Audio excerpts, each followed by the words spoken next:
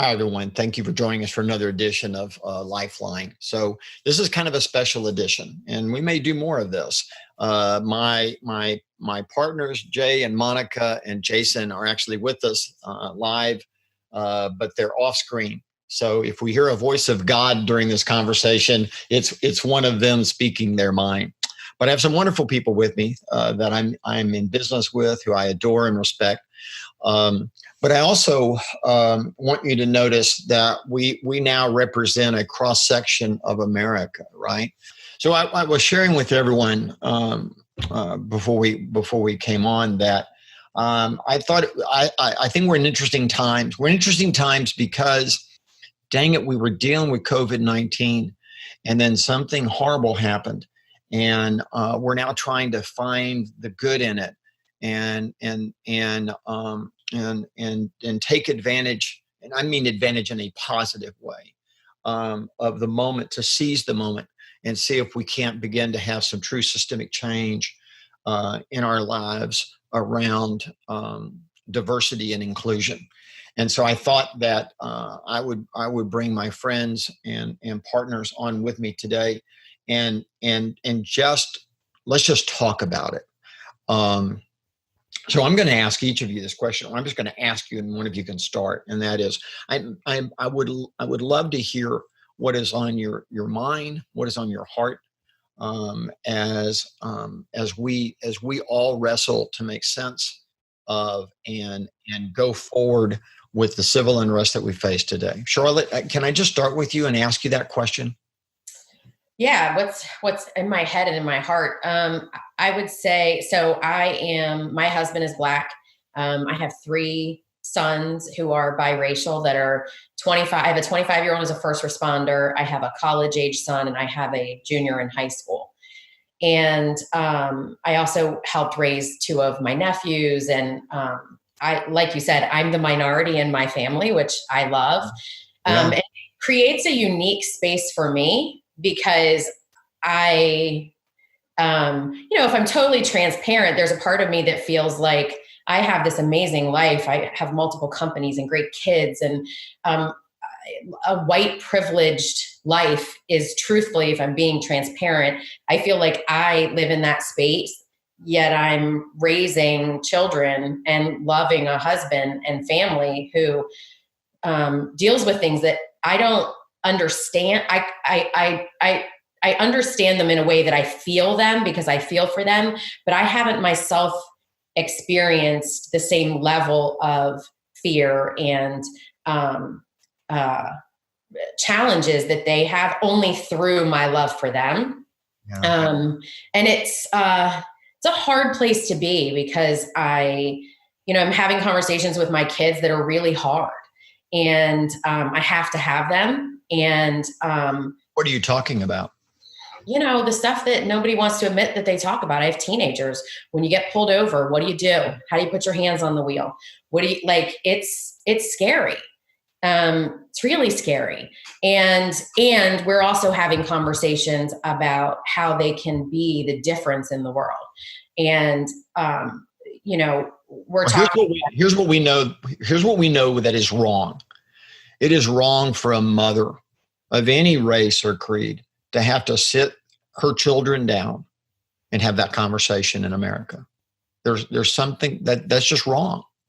However we live our lives, fine, go live it. But none of us should support a world where a mother would have to say that, Charlotte. I mean, that's it breaks my heart. Yeah. And it's, for me, I think, and we're all parents on this call, so I'm sure we're having very similar conversations in our household. I think for me, what's actually come to light is I've had some conversations with my kids, and I feel like I've prepared them, and then this happened. And even Friday night, I was watching the news, and there was a Black educator who was being interviewed, and he mentioned a whole other scenario about running. Like, if you're with a group of kids and you get pulled over, don't run. And I literally had a moment of panic, because I thought, oh my gosh, my son is at the beach this weekend and I never told him that. Like, maybe I should call him right now and tell him that. Like, rationally, that doesn't make sense. But in my heart, I literally was scared for him. And because I hadn't done my job as a mom to tell him that thing that like, oh yeah, that could happen. So I think like as a parent, that stuff is really hard. And I don't know that, as a human, I also look to what are the things that we can do. So for me, I can raise really good, bright, amazing kids, and I can run companies where we create opportunity for everyone. And we can be really good at the things we're good at in the ways that we're good at to create change. So for me, that's feeding hungry kids on the weekend with our charity, or it's creating first-time homebuyer opportunities in a real estate company. Like there are things that I can do to create inclusion and create opportunity that I'm well suited for, and other things that I'm not, because there are things that I understand what I understand, and that's it. I don't pretend to know what Kimber goes through. I don't have that experience, so I can just do the best that I can do in this moment to be the best that I can be and raise kids that are good kids that understand. And it sucks. Yeah. It sucks. John, how about you? Now, you actually come from law enforcement, so you're kind of like this Superman of all these experiences that you bring to this dialogue. So tell us what's on your mind and heart. Yeah, I was listening to you, Charlotte, and I grew up mixed. So I would say it's the weirdest situation for me because my dad's the blackest black man and my mom's the whitest white lady. And I can't even see those two together. When I see them, I'm like, how'd this happen? In my own mind. And, the thing that that comes to mind now is how we were segregated inside our family because the white side of my family didn't talk to us for whatever reason. So I grew up more having, the black experiences as a child. We went to my aunt's to Philadelphia, and I was in the projects in the summer and had the best time of my life. And it was boxing and eating soul food. And that's kind of how I grew up. But yet, my mom did a great job, I think, of just exposing us to a lot of everything. And then you actually have to go out in society and, play this game of, some of the black kids might not respect you because you do have a white mom, and some of the white kids don't respect you because you got a black dad. So, you experience that part of life, and, I tried to really help my kids go through it, but they went through it. My daughter has the hair that, she's got black hair, all three of the three girls have black hair with, blue eyes and all different ways. So, they experienced it, and I try to shelter them from it, but you can't, you just can't. It is what it is. So they've experienced it. And, I think a perfect example to share on this platform would be, during George Floyd's funeral yesterday, it was on in my house. My mother-in-law staying with us, my white mother-in-law. And when she looked at it, you could tell it wasn't comfortable for her because of the way it was, right? If you ever been to a black funeral or in black church, it's different. And she didn't understand it. And I said, that's how it is, and that's how they sing and they do things. And it might not be what you see, but it is what it is, and to me, it's fine. To you, it's not. And I think that's kind of what's going on in America is, when you see something that's not what you're used to, it feels uncomfortable, and we're not talking about it. We just got it in our mind, and then we go live our regular lives. And I think, that's what I hope comes out of all this is that we get a better understanding of each other, that, we do like collard greens and we do like some things, because that's what we used to. But we like everything, and I think, what hopefully comes out of it, and Charlotte, you're probably experienced this because you like you said about your household, what it is. But, that's what I think for me, Gary, is I'm starting to feel that this is so much bigger than just us. It's a community. It's inside our families where this has to take place. And we have to educate mother-in-laws and our spouses and our children. It's really, it's eye-opening of what's going on, even inside my own family. Yeah, I hear you. Thank you, John. One additional question, John, for you, and that is, you have a law enforcement background. So can you put that uniform on for a second for us and speak to us through the lens of that? Yeah, I mean, I shared this story, and I'm not afraid to share it. When I was an officer, I experienced it. Inside. I mean, in my department, there was very few minority troopers, and when I sat in the room at functions or events or trainings, I was the only minority. It is what it is. So, I felt like I fit in, but I didn't at points, and, when you go out and you actually do the job and someone would say something, and these are brothers of yours in battle, we've been through some really bad things together, but, sometimes they say things and, it's almost like you understand the brother part of it, Hood, and then there's a part of you like, that's not right. And, I've addressed it at times when it crossed the line, but looking at the way this world has unfolded in front of me over the years, I probably didn't do the right thing. I probably should address things because I didn't coach and support and help these individuals see anything different than what they already seen. And it was not more clear than when I shared, I seen a bunch of troopers mishandle someone locked up to a cell, and I addressed it. And I stopped the action, and I made a big stink that night and still remember it vividly today. But that's where it stopped. I didn't really report it any higher. It probably didn't leave my station at the time, and it sat right there. And I would be silly to think it never happened again. I would just be really silly because I know, think about our businesses, the high D mentalities. That's how the troopers were. We're high D. These are the captain of the football teams. These are high level folks that are just very aggressive. So to think that it's still not happening would be silly. So I could have did a better job that day of stopping that behavior and maybe really shining a light on that, because I probably would have stopped maybe those folks from bringing that back to their children. Maybe the guy that was locked up doesn't have this perspective of cops.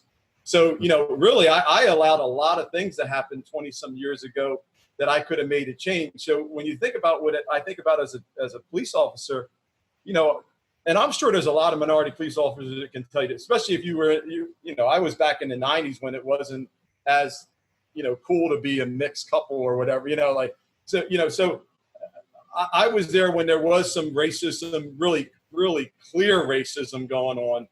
And we took a small stand, but not an aggressive stand.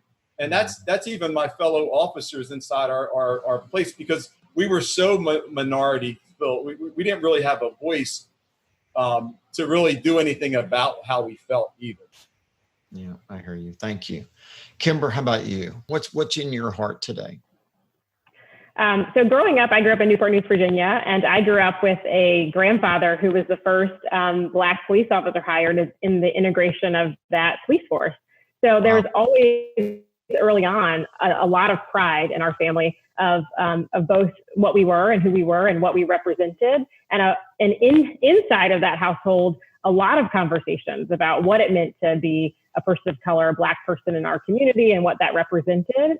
And so as you accelerate that, going into college and now raising 4 boys, for me, the experience has been one that almost is the tale of 2 worlds.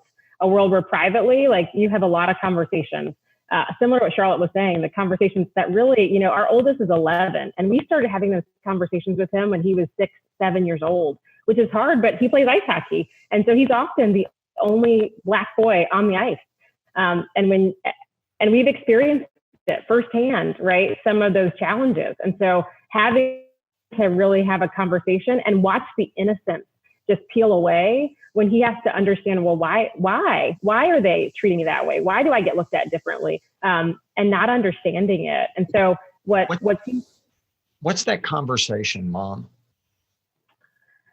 It's honestly been a little bit of a historical conversation. So we've tried to educate to that conversation by talking about the civil rights movement, talking about Martin Luther King. He goes to a very progressive school. So they studied the Black Lives Movement last year in 4th grade and voting rights and really helping him to understand the painful history and present, to understand. But as an adult, you realize how unjust it is when your 8-year-old is saying, yes, but why would we treat people differently just because of the way that they look? Yes. Yes. And so what feels so powerful about this moment in time is I feel like we have opened up a dialogue to the mainstream world that some of us that is part of our private dialogue in our lives. And so this for me feels like in my lifetime, the biggest opportunity we've had to change something in a real way, because we're not I know, and sometimes we tiptoe around these conversations, and yet today we get to just have them. I think that creates big opportunity, but we also have to recognize the burden that creates for those of us who've been thrust into the center of it, and how we each have an obligation, particularly, I think, if your skin is white, to move the conversation, to not see this as something that you can opt in or out of. Gary, as somebody in your company, like I could not be more proud of the way you have leaned into an extremely difficult and challenging thing that, we're seeing around the country. People can choose to opt out of or pretend like this isn't actually a really valid issue. So I think you're modeling for an entire world of how it should be treated and behave, and embrace the conversation and the opportunity of this moment. Well, let me just tell you, my emotion is embarrassment. I have extreme embarrassment right now. One is a personal journey of not being aware. Right. I'm not a discriminating person. I'm not a racist. I'm not any of those things. And today I realize that's not enough. That actually is just being that is part of the problem. Mm-hmm. Be honest, and that's very embarrassing for me. I mean, I'm humbled and embarrassed right now. I'm saddened by how much time I've lost in my life that I could have done. I could have behaved differently. It's tough, and honestly, I'm embarrassed for our country. I'm embarrassed. I'm sad and embarrassed. Right. And so so we're at an interesting moment where there's a lot of collective sadness and embarrassment right now. And the goal is not necessarily to dwell on that, but to move as rapidly as we can in a positive way to see if we can't move the needle in a really strong way right now. And that's the opportunity. Bo, how about you? Now, you two are married, so you also share this journey together. So I'd like to hear also from you what it's like as a husband and wife, as a team, as partners, going through this. Yeah, it's interesting. I mean, I think the first things that come to mind is that there's just so many things, so many different emotions, so many different thoughts that come together. I think, the biggest one is a sense that something that was implicitly understood or experienced your whole life all of a sudden starts getting experienced by people around you. And it's kind of this interesting, I think someone used the word, it's like an awakening. There's a loss of innocence. There's a seeing the world differently than maybe other people saw it before. But there's also an introspection that you've always experienced that, but you've never really engaged people in that conversation. You've never sort of had that dialogue yourself. And it's almost this sense, Kim and I were talking the other day, so it's almost like I've been having all these problems with my hip from hockey. But that you have a problem with your hip, and over time, the rest of your body starts to morph around the limp in your hip. And all of a sudden you got a pain in your back and your legs over here and your shoulders hurting. And the sense that America has this kind of, America has an original sin. It's got an original sin of slavery. It's got an original issue with race. And it's always been just below the surface. We continue to function. We continue to succeed. We continue to do all the amazing things that we do as a country and be this amazing country. We have this thing that's kind of just below the surface that we don't really talk about, that we don't really face.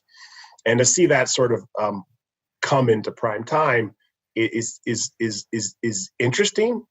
It creates a sense of hope, but also it's scary. There's a lot of anxiety around it.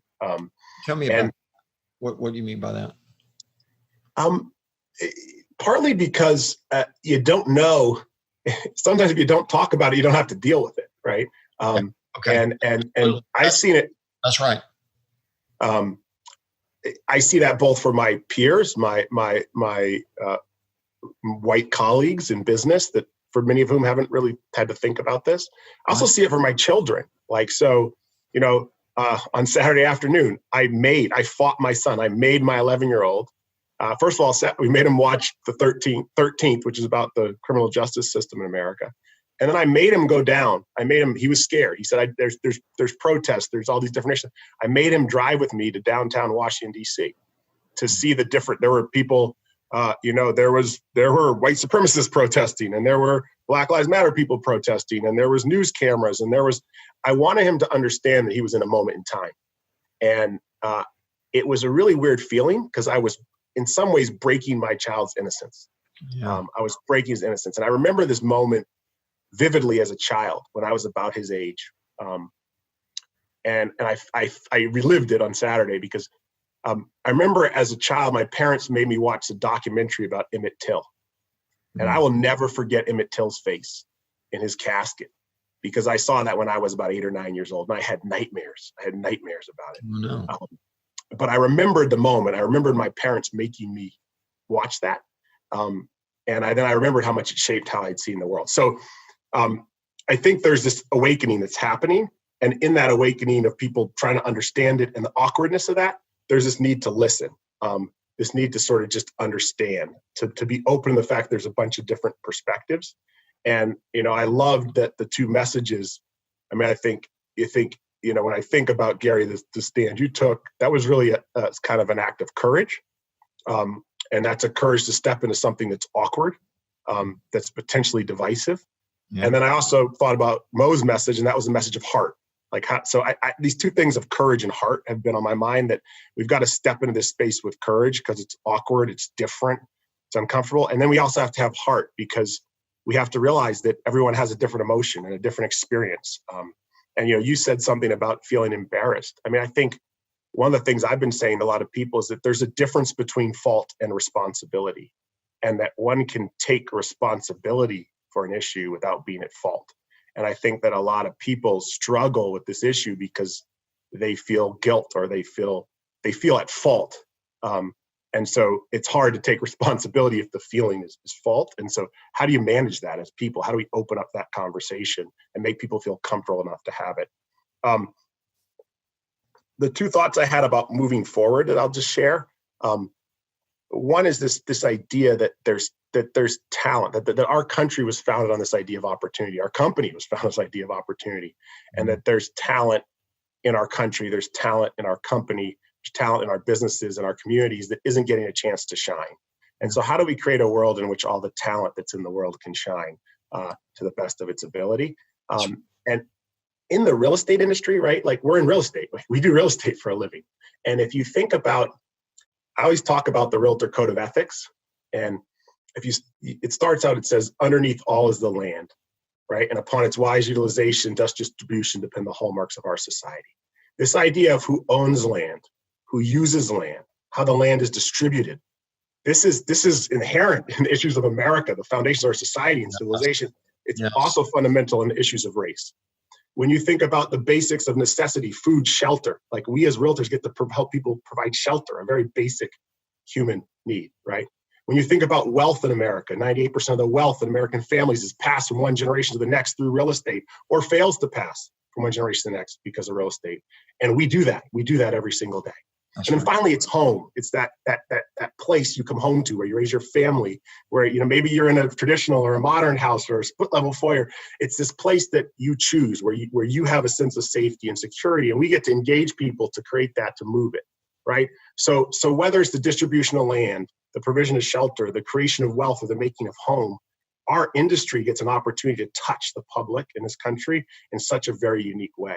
Yes. And that Realtor Code of Ethics goes on to say that it imposes upon us grave social responsibility and obligations beyond that of ordinary commerce. And so that's just been on my mind, that we have a huge opportunity as realtors, as people in the real estate industry, to lead the way, because we get to work with the land, we get to work with home, we get to work with the passage of wealth in people's families. And those are such core elements that are part of the beauty of this society and have also been part of some of its tortured history. And so we have an opportunity to lead the way forward in that. Yeah, very well said. Yes, I think the real estate industry, the industry that the five of us are in, is in a unique position.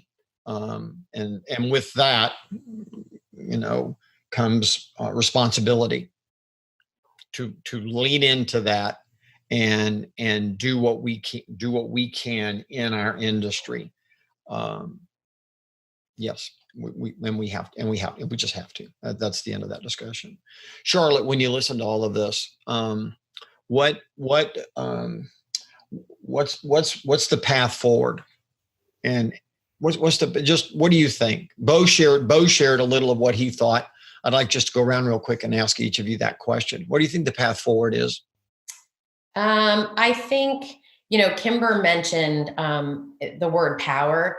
And I think from my perspective, those private conversations that we were having at home with our children and our families that were so private, this situation has actually, at least for me personally, given me the opportunity to use my voice in a way that I've never actually done it before, because I didn't think it was needed, or I didn't think it was important, or I didn't think it was valuable. And yet in that moment, it created what to me felt completely powerless. And it gave me power to use my voice in a way to say, this is not okay. And if if you aren't having the same fears that I have for my children and my husband and the people that I love, like Bo and Kimber and John, like we're not the same.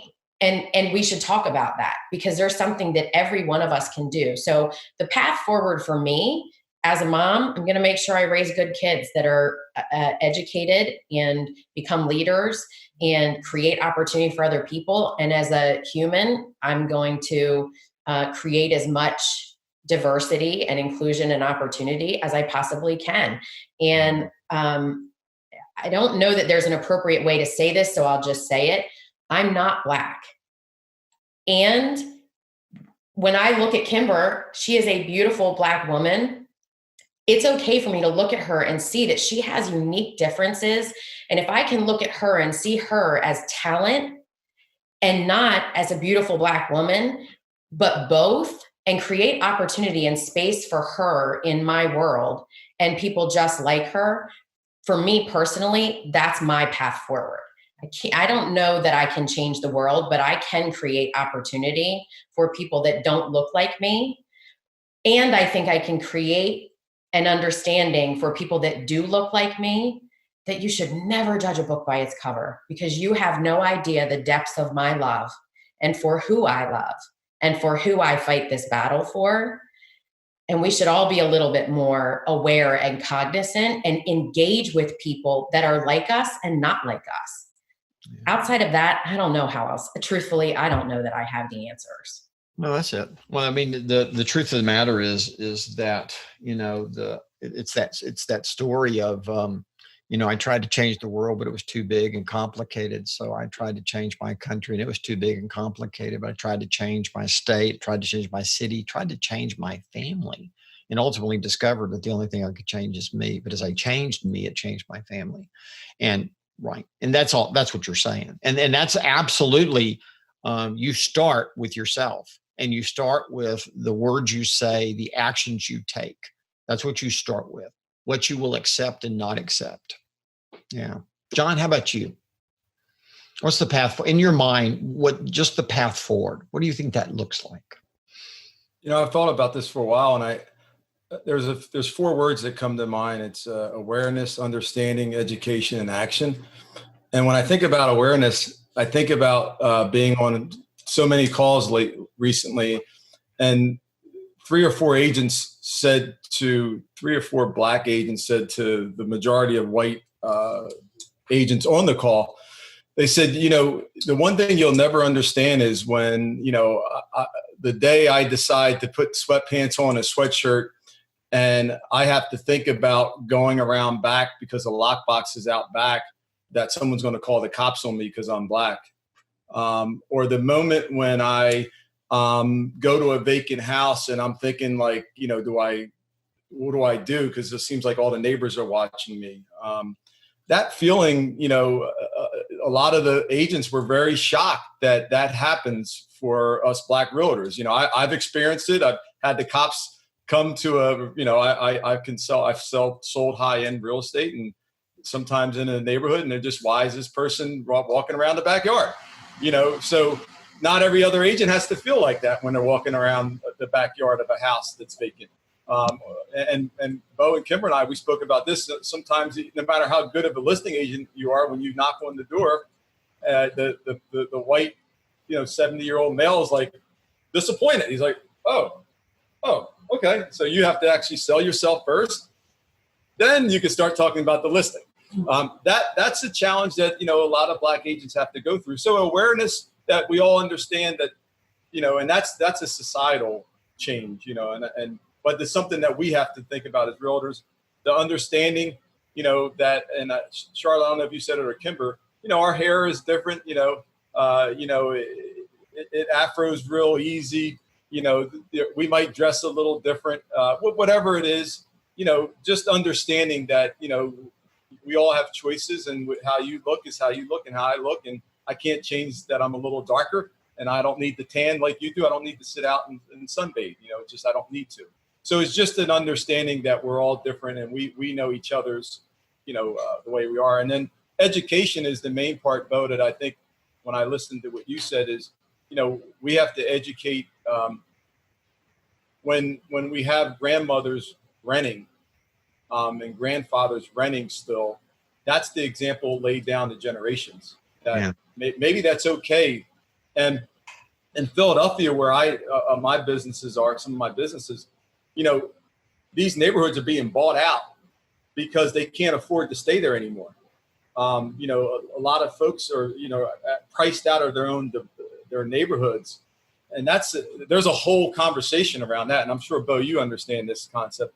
But, that's a problem. That's an issue. And that's something that I think I would, mentorship, education, and financial literacy. I think that's something that I'm really passionate about. And I want to see us do better around that. And then action. We've talked a lot, and we're going to continue to talk a lot, but we're going to have to actually act. We're going to have to put some policies in place. We're going to have to get some funding in place. And leaders like us on this call and many other ones that just incredible leaders, especially in this company, that have raised their hand. We're going to have to really start to not only talk about it, but we're going to be about it and actually go out and start making some changes and implement some things. And some's going to be uncomfortable. There's going to be conversations that are going to be had that are going to continue to be uncomfortable. But as long as, like Bo said and Kimber and everyone, as long as we lean into it, we embrace it, we do it with compassion and respect for each other, we're going to come out of this thing okay. But it's going to be a journey, and I know a lot of us got some running shoes. We're ready to go run. I seen your shoes early, Gary. It looks like you're okay to go do some running too. So we're all prepared to go do some running here. Yeah, thanks, John. Kimber, how about you? What do you think that path, in your mind at least, what's a path forward?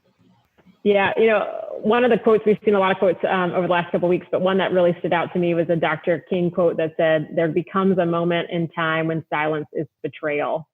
And I think right now we're in that moment that silence, this idea of, well, I'm an ally, but have you been an advocate?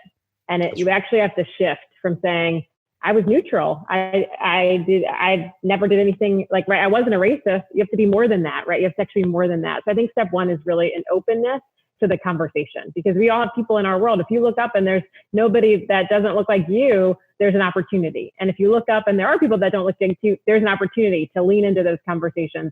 And I'm watching our leaders in this company. We've got a lot of our Black agents who are with sweaty palms pushing send on a message that they're worried, what the response is going to be. And are they going to get kicked out? Are they going to lose their job? Can they have this conversation? And we've all got to be able to lean forward and say, I want to welcome you and I want to have that coffee. I want to hear one-on-one your experience, and I'm going to let it help allow me to become the advocate that is required in this moment in time. So I think that's really the first piece, is just create space. I think all of us, right, with our running shoes on, want to jump into action, and action's critical. And we can't move so fast that we don't allow space, because it's some people are reliving real trauma in this moment, and we've got to own that, hold the space to let people experience that, to share it, and to be heard in a world where for many of us, you haven't been heard. And then let's move, we've got a lot of action to do. We got to implement, we got to look up, I think Charlotte said it, we've all got to take responsibility in making sure that the world we have around us reflects the broader external world. But first, I think we need to listen. Bo, any final words? I just have two thoughts. One is the power of examples. And I think as leaders, we have an opportunity and in some ways an obligation to be an example. Sometimes that example is leaning into a hard conversation. It's been amazing to see, Gary, as you've leaned into that conversation, how that gives permission to others to do the same. Sometimes that's being an example for maybe people of color that they can achieve, that they can go through. That's been a big part of Kimber and my life, is proving that it can be done. The barrier may be there, but the barrier ain't stopping you. You can keep doing it. You can get there. You can be that person. And by being that person, you give permission for other people to be the same. So I think that's one part of it. And then the other thought is much more personal. It's the power of relationship. And, I was thinking about what's been some positive. It's been very heavy a couple of weeks. And one of the positives for me was some of the relationships that were really important to me. I had opportunities to deepen them. I have to have opportunity to have conversations with people that mattered to me about things I never talked to those people about. And in doing that, I learned more about them. I learned more about their perspective. And in some ways, I was able to express parts of my perspective that I probably had buried so hard or shut down so hard, I never really brought to the surface. And in so doing, even with my relationship with Kimber, it's an opportunity to bring us closer. So no matter how close you are to people, there's an opportunity to be closer and to better understand where they're coming from. And I think that there's opportunity in this moment to do that. And in better understand each other, we can better understand ourselves, and that reverberating effect of the responsibility that Charlotte talked about, and the change the man, you can change the world that Gary was talking about, can start to happen. Yeah, I think that's right. I think that, and thank you guys for joining me today. I have great hope. I don't enter this conversation in despair. I enter this conversation and leave it with great hope. When I look in your eyes and I see men and women that I have deep respect and appreciation for, I realize that I owe you my support. That this is my problem, right? It's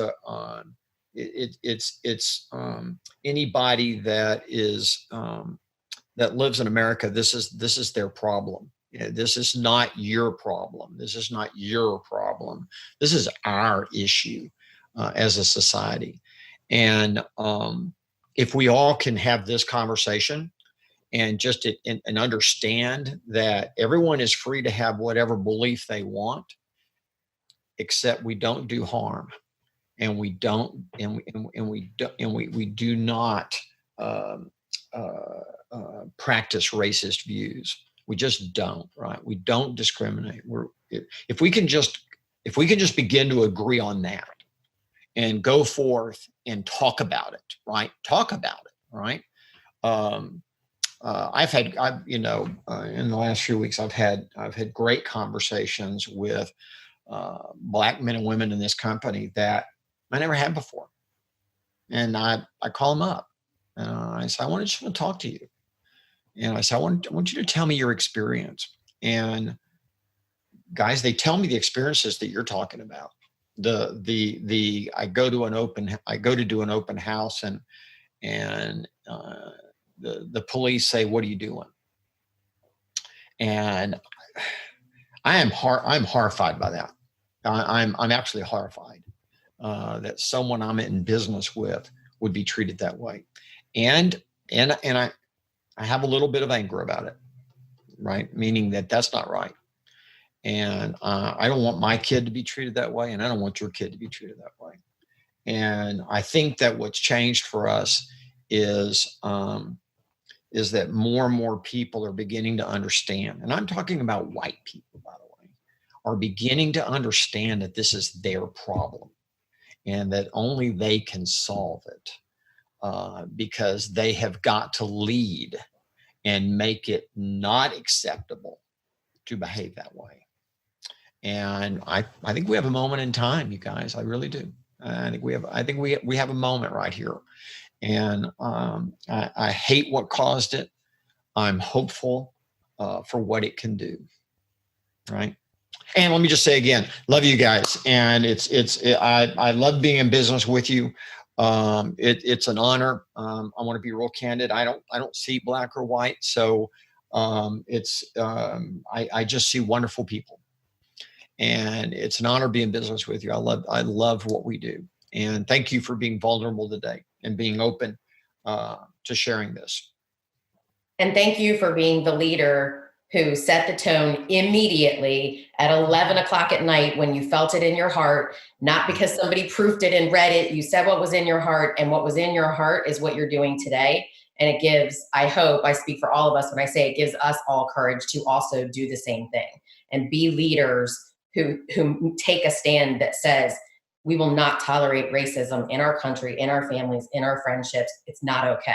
So thank you for being you, because you're the reason that this is happening for us. So it's not okay. It's just not okay. That's all. All right, guys, be safe, be strong. Thanks, Gary. Thank you, Gary.